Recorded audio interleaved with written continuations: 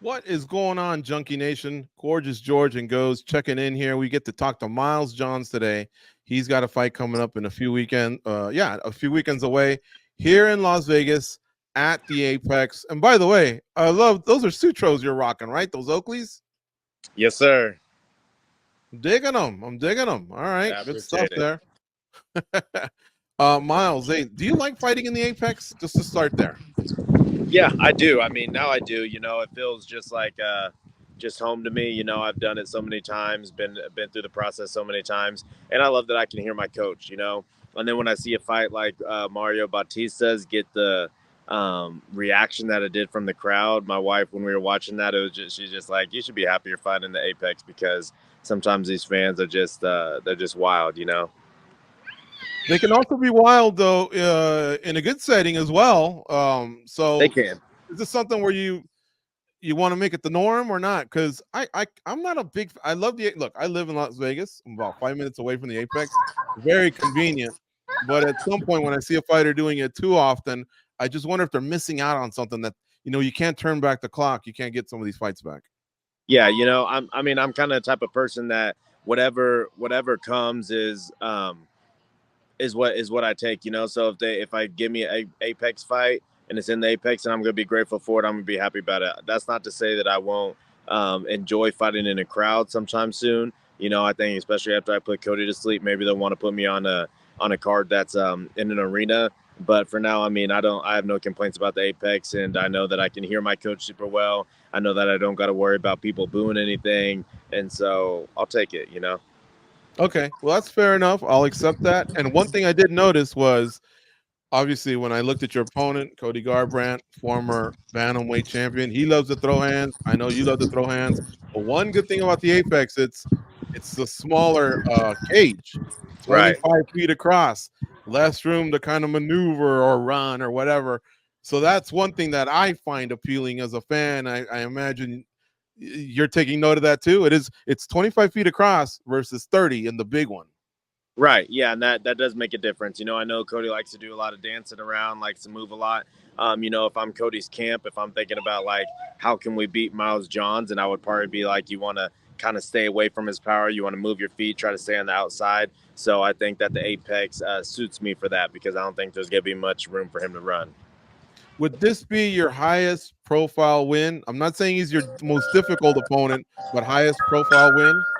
Yeah, I would say so. Definitely, it's and that excites me. When I told people about this fight, all like the people that are around me, just like my normal everyday fans and stuff, they get excited for. Like, oh, you're fighting Cody, so that excites me too. That makes me just work harder. It just motivates me. So yeah, I think this one will be definitely my highest profile win. What do you think you can turn this into? You're on a run of winning 5 of your last 6, and with a high profile name, it's a good chance to leapfrog ahead of others.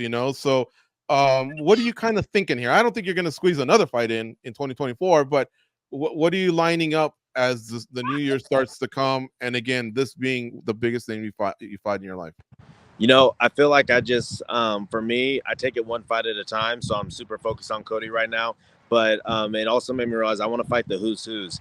I want to fight the Pedro Munoz's, the Dominic Cruz's, the Rob Fonts. It seems like none of these prospects can take care of Font. And I was thinking in my head like maybe I'll be the one that can. Two have failed so far, two of these rising prospects, but I think that I could be the one to do it. So who knows what will come next? Sean Shelby's very good at his job. I trust him, and he seems like he just keeps giving me the perfect test at the perfect time. So we'll see what happens. But yeah, hopefully this will set me up to just fight the who's who's of the division. I'm not even so worried about rankings. I want to be in the rankings. I feel like soon I'll deserve to be in the rankings. But give me the names, give me fights that people get excited for. That is a quality answer, Miles Johns. I love that answer. And if you trust Sean Shelby for doing his job well and all that, trust Goes and I. We hope we do our job well. We've been doing this for a long time, but I love hearing what you said because it makes me look forward to this fight. I was already pumped to begin with, but now knowing that I know you got to focus this week, but you wouldn't ask an NFL team like, "Hey, what are you doing this week? You got the Eagles or the Niners." They'll answer that, but everyone's also thinking about the playoffs and the Super Bowl. So I love that you like that forward thinking. I love that you picked out Rob Font and you told that story because yes, Yanez came up short. Kyler Phillips came up short, and now you want to be the guy to break through. I love all that, man. Yes, Good sir. stuff Thank from you. Miles Johns. All right, Goes, it's your turn. What do you got for Miles Johns? Well, I mean, now he's got me thinking about that fight. I mean, let's be honest here. If this fight ends the way you want it, his ended pretty well. Like, do you think that's something that could happen at the end of the year or the start of the next year? Would you want to just get right back in there? Because I love storytelling in MMA, and you did a beautiful job of telling the Yep. story right there. Your fight with Garbrandt, then a possible fight with Font. Would that be the perfect scenario to play out?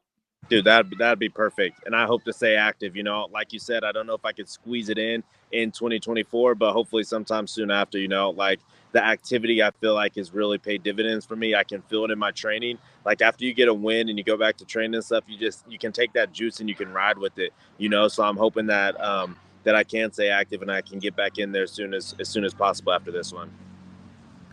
Cody Garbrandt, let's talk a little bit about him. We've seen different versions of him throughout his career, and sometimes he'll surprise us, sometimes things don't go his way. What kind of Cody Garbrandt are you expecting?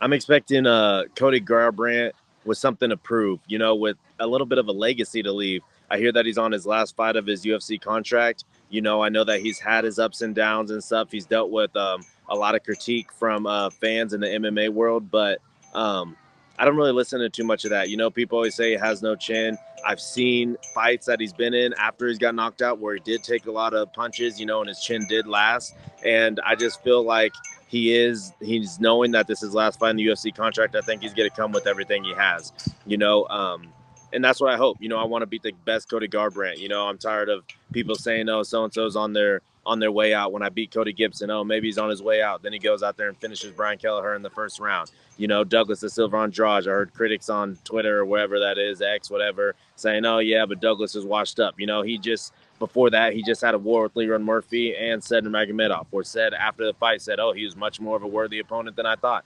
You know, and I'm making these fights look easy. So I'm expecting the best Cody, and I plan to put the best Cody to sleep. You know, he has great coaches, a great team, and so do you. As much work as you guys probably put into film and all that, both of you guys are so aggressive. When you guys get in there, is it difficult after that first exchange to not just throw that book out the window and then it just becomes a fight, you and him? Is it hard to stick to a game plan with a guy like Cody Garbrandt in front of you? I don't know yet. You know, I guess we'll find that out. But if I'm game planning, if I'm his coach and I'm his camp, I would be expecting kind of a patient counter striker. People have seen that in some of my fights. That's not always who I am in the gym. I think part of that is I expect some of these dudes to bring war to me. Cody Gibson is a war guy. Douglas Da Silva Andrade is a war guy. And I expected him to bring a little bit more volume. But then when I punch him in the mouth, then things change. But if I was Cody's camp, I would plan for him to try to stay on the outside, try to move his feet, try to move his head, and just land some shots and stay away from my power. I'm not going to let him do that. I'm not going to let him do that. You know, I know that he's going to crack back. I'm expecting for him to crack back.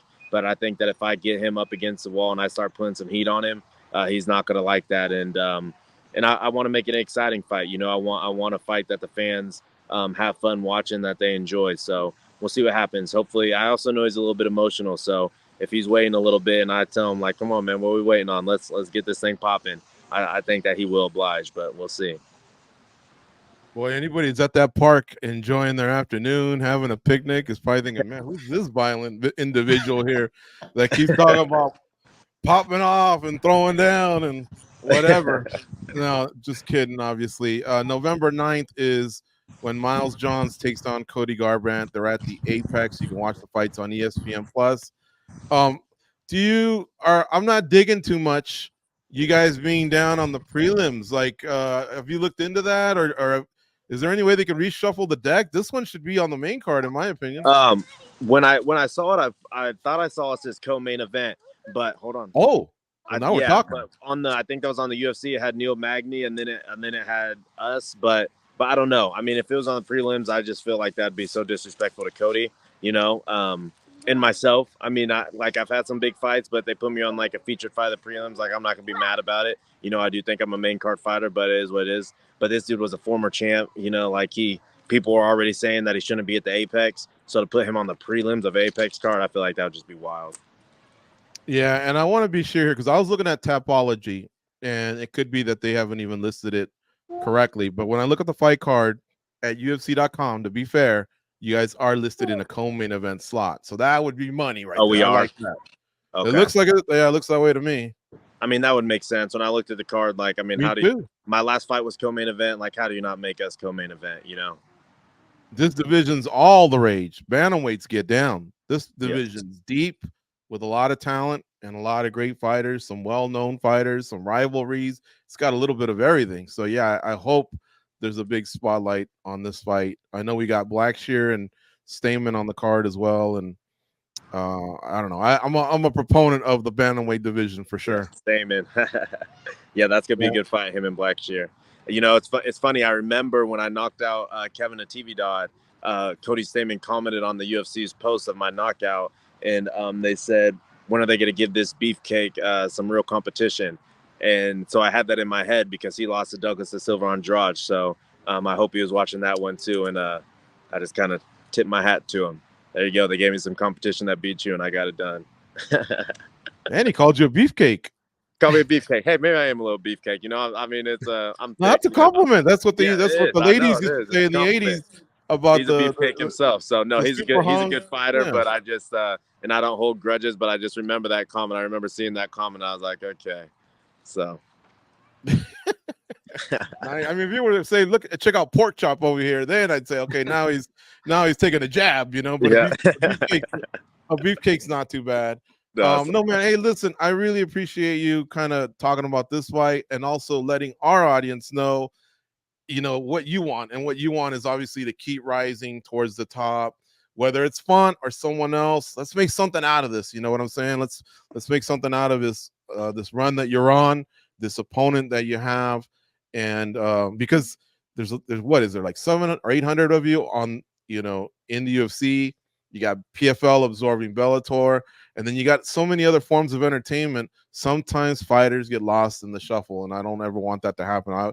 Every fight deserves some sort of a spotlight, but it's also incumbent on the fighter to present themselves, in a certain way. I think you've done that great with our audience today. Thank you. I appreciate it. All right, Miles, we'll let you get back to, what is it, family time, I guess, right now? I think I heard some kids running around. I got 2 boys here at the park. My older 2 are doing school at home with their mom. We homeschool, so I got 4 boys. I'm on dad duty right now. Finished up my training and stuff, so watching these 2 while the other 2 do school, and then back to training tonight. What are their ages? I have a 7-year-old, a 5-year-old, a 3-year-old, and a 1-year-old. Okay, so the 7 and 5 probably know what daddy does for a living, and they're all eyes and ears on fight night, or what how it must be cool to have a dad that fights for them. Yeah. My 5-year-old, he doesn't like, he likes it, he enjoys it, he knows what I do, but he doesn't get quite as nervous as my oldest one. My oldest one, he watches, but he's kind of closing his eyes and in the other room and stuff. I prefer for them to watch after the fact, but sometimes they can't help it. They're very involved in the camp and yeah, they're very involved, and they know dad is a little bit more. They can see it when I'm in fight camp. Dad in fight camp mode is a little different dad than not in fight camp mode. So I'm sure they're excited for me to get this fight over with. Dad in fight camp mode says, "Do your homework, take out the trash." I'm sure it gets done like that, right? Just a little less patient, but they understand. They're very understanding, and we enjoy ourselves afterwards. Very cool. All right, my best to you and your family, and I hope you have a safe camp for the last few weeks, a safe weight cut. Go out there and have fun against Cody Garbrandt on November 9th. We'll definitely be tuning in. Hey, thank you. I appreciate you guys.